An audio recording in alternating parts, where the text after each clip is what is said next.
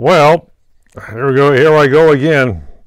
For my afterlife members, get your affairs in order. Why do I say that? At my age, really old, I'm not at 60 years old, but I can really move around and move my shelving and that thing. So I'm having a little bit of problem moving my books around. What am I doing with my books? I'm tossing them out. Not only am I tossing my stuff, my mother was in the medical field, and before she moved to Florida, she had a lot of books that she wanted to leave with me, and she did. And before my father, as my father said, hey, when he got moved into assisted living, hey, I got some books for you. Oh, they're my engineering books. Engineering books? They still make this stuff? Wow, Dad. Hey, isn't this, oh yeah, this is when you were a student in the Coast Guard. Coast Guard? They still make those things? I mean, they still make, well, actually they do. Some of the books he had dealt with steam engines. Steam engines, you say? Yes! He could go back into the Navy, because in the Navy, U.S. Navy, happens to have ships that are still running on steam. So you get the guy who may have started when he was 20 years old, a long time ago, as an engineer in the steam boiler, and he's still employed by the Navy at 70 years old, because they still run steam. Well, my father's, yeah, okay. But my dad said, oh yeah, these are really worth something.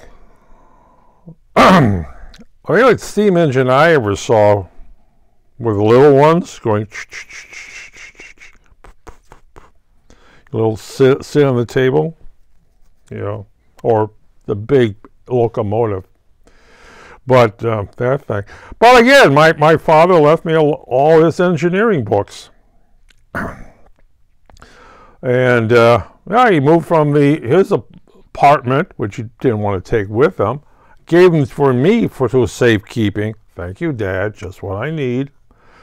And so I crated him up, brought him home, put him in the garage, and there they stayed long after he was dead. And now, being an old person that I can still move around a little bit, I decided to toss those books out.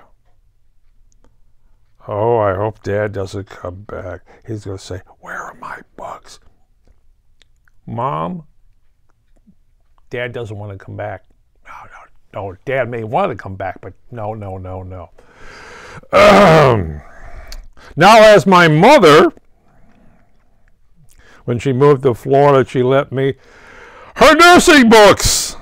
Oh, yes! Son, I have hope for you. Yet, before you go into nursing, my son, go into nursing. No, I'm a chemist, son.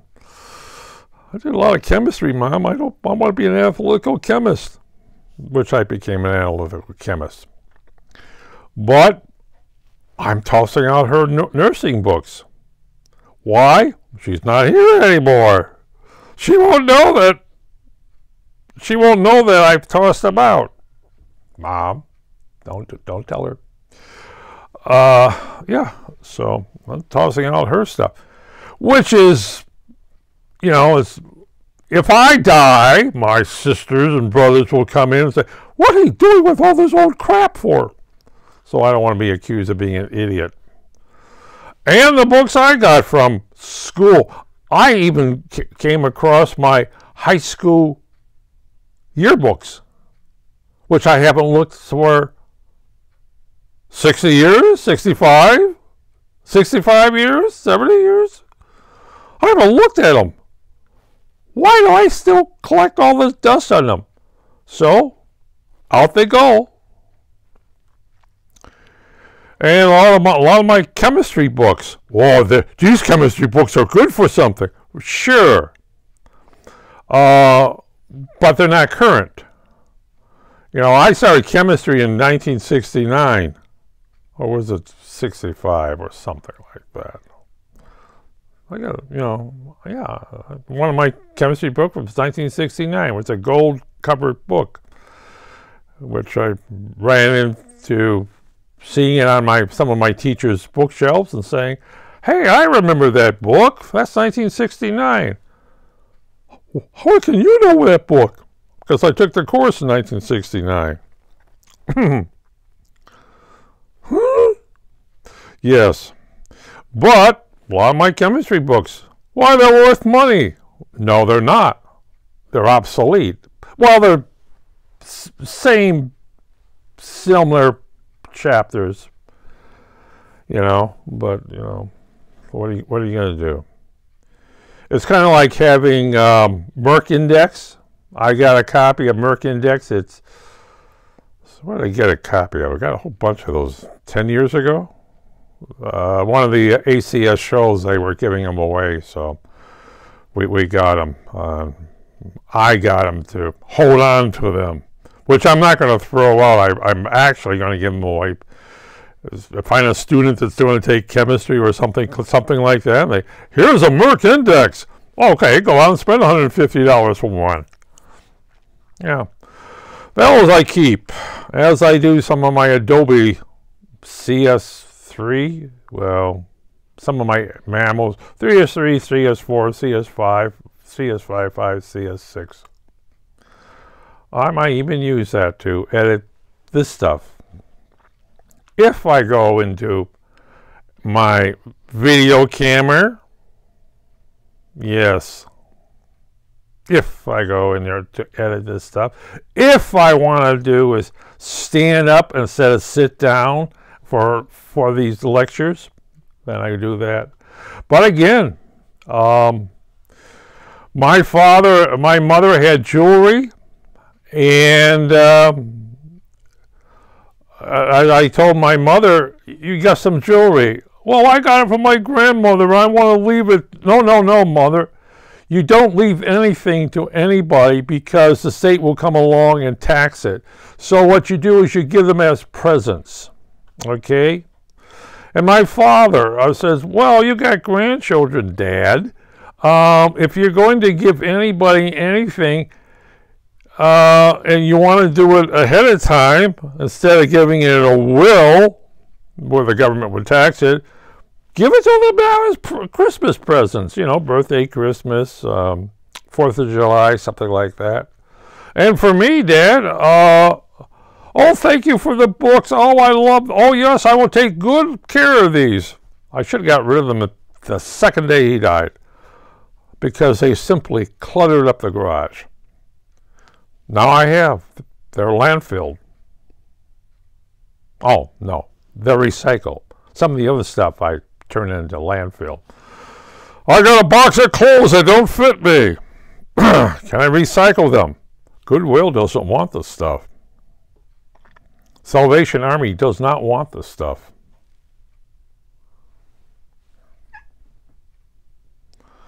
I can tell you that right now.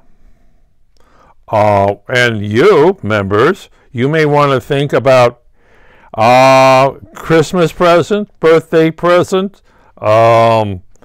If you got a son and daughter, there's a Father Day's present. There's a Mother Day's present. There must be some Grandchildren Day presents you can give away. Give away and don't have your will. Basically, this thing, if you're going to have anything on your will, transfer on death. That's where all my stuff is going to go, to my brothers and sisters. Transfer on death. You guys got it? Transfer it. Why don't I give it to you now? Hell no. You do stupid things now when I'm alive. I'm not going to have my stuff. You can do stupid things with it after I'm dead, but not when I'm alive, and I'm not going to transfer it to you now. "Oh, you're a greedy old man." You're right, kids. You're right. I am a greedy old man. You're not going to get it now. You're going to get it in transfer of death. Hopefully, you will be retired and be an old man yourself, and then you can think about giving it to your kids or grandchildren. Hey, Hey, I worked hard for my thing. I started when I was 12 years old. Yeah. What did I do? I made boogie whips. Yeah. I strained the boogie whips, and then I went over and I put in the front. We had a buggy whip shop, you know. I come from the old world, yeah. For all the neighbors who happen to have horses and buggy whips. I also sold them shovels. What was the shovels for? For the manure. And pitchfork for the hay. Yeah. Quite old. Yeah. And then they brought up those newfangled electric lights. Wow. But beside that, going back to everything, get rid of anything. And also do this. Go to your bank and make sure for anything that's withdrawn from your bank, having a savings account or CDs, but anything you have you want to sell through an auction house into CDs, and do those on transfer of death too.